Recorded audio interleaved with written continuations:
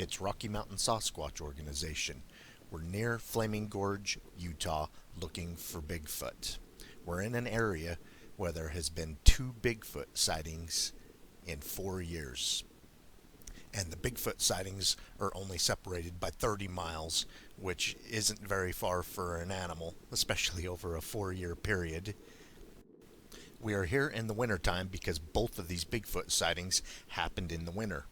The first one happened on Christmas Day, December 25th of 2004, and the other Bigfoot sighting happened 4 years later, December 7th of 2008. I know that's not officially winter time, but for right here, it's winter time on December 7th.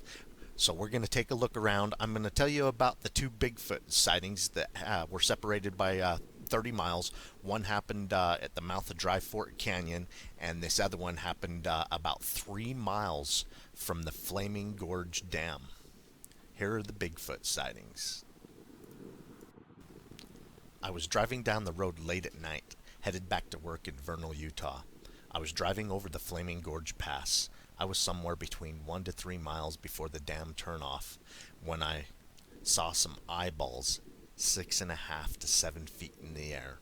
I locked up my brakes and backed up to face the headlights at what I'd saw. My first thought was it was a bear standing on its hind legs, and then I noticed it was not a bear. By that time it turned around and slowly started walking away from me. It had very black, matted hair, and I know for a fact it wasn't a bear by the way it walked. It scared me so bad, I got out of there and did not care to check for tracks at the time. The next few times that I drove back through that area, I watched every track to see if I could find them, but no luck. I know one thing, he was not scared of my loud diesel motor in my truck.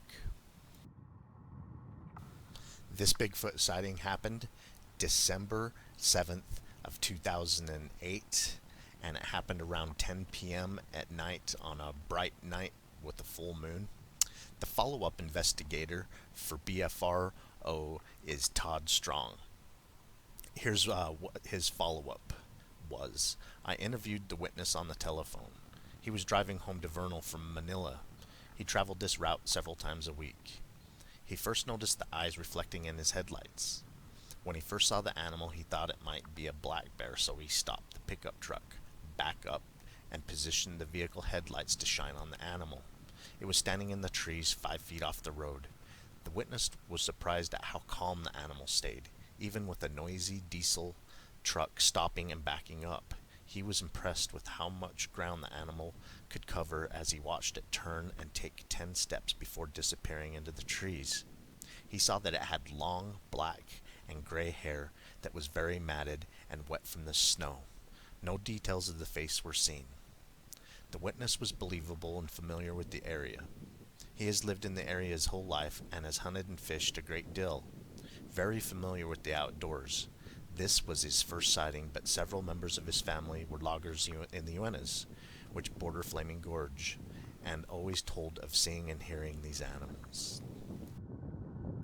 The description of this hair is just like the hair that we collected along a trackway of 15-inch long Bigfoot-shaped footprints in August of 2013. We collected 2 large wads of hair that we have sent in for analysis to several laboratories across the U.S. No positive identification of a known North America mammal has come of the hair. So that's pretty exciting that it hasn't been identified after we're 3.5 years. I will leave some photos of that hair in here because it's exactly as he described it. Long, black, and gray. And the hair was kind of matted a little bit when we found it, and it stunk pretty bad for months. I will show that hair.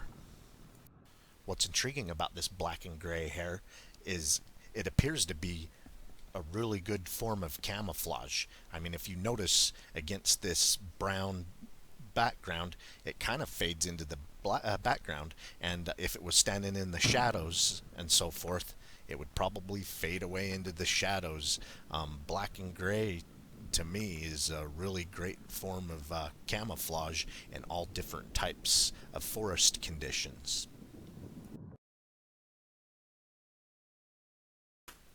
We are now in Dry Fork Canyon, about 30 miles away from the Flaming Gorge Dam. If you could fly a straight line to the area across the mountains, it's about 30 miles. And this Bigfoot sighting happened 4 years previous to that one. This one happened December 25th, 2004. Here's the Bigfoot sighting.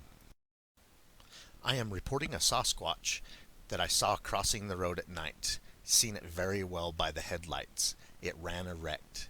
It had long arms and was massive in size in comparison to a man. When it reached the steep, empty canal bank, it used its arms like legs, knuckles down like a quadruped, to swiftly climb the embankment. We returned to my sister's house in Dry Fork Canyon by the Remember the Main Park the next day for my mother's birthday. We told a few people what we had saw the night before. My sister began to ask some of the neighbors if they had seen a Sasquatch. Some of the neighbors knew about other sightings in the area. There was 3 of us in the SUV. It happened between 8:30 and 9 p.m. at night. Here is the follow-up report by BFRO investigator T.F. Zamiski. I had a very detailed hour-long conversation with the witness. When he posted this report, he kept it brief, but he provided more details during the interview. It was around 9 p.m. His wife was driving. As they finished rounding a curve, their headlights shone on a fence line about 40 feet away from the road, where the animal was stepping over the wire fence. CH, his wife and daughter, were all sitting in the front of their SUV. They all saw the animal at the same time. His wife slowed the vehicle as the animal continued at a swift, smooth walk toward the road from their forward left view. It crossed the road in clear view through the headlight beams at an estimated 30 feet in front of them. The animal turned to look at the vehicle. He has since looked at several images on the BFRO site and says the figure was like the Patterson subject, but without the breast. It was very well built. It had an erect posture and long swinging arms. The face of this 7-foot-tall animal was bordered with hair. The face was basically flat, unlike a gorilla. It had dark eyes, a prominent brow, a nose with flared nostrils. The mouth was wide and slightly open. The skin on the body that was visible was lighter in color than the fur. Its head was peaked, but not pointed, with no apparent ears. It had a definite chin and a very thick neck. He said the coat of fur looked thick and well groomed, with about 1.5-inch charcoal gray hair. It continued off the road to the right, approaching a steep embankment, then clenched its fists out in front, and without bending, scaled the 10-foot-high embankment with all 4 limbs. It went up and over the embankment and out of sight. The entire distance of the sighting was around 160 feet from left to right. There was a full moon. In the light of the next day, CH returned to look for the tracks on the embankment. He found the impressions, but they were not clear enough to cast. The knuckles left more obvious marks than the feet, and they were still not clear enough to cast.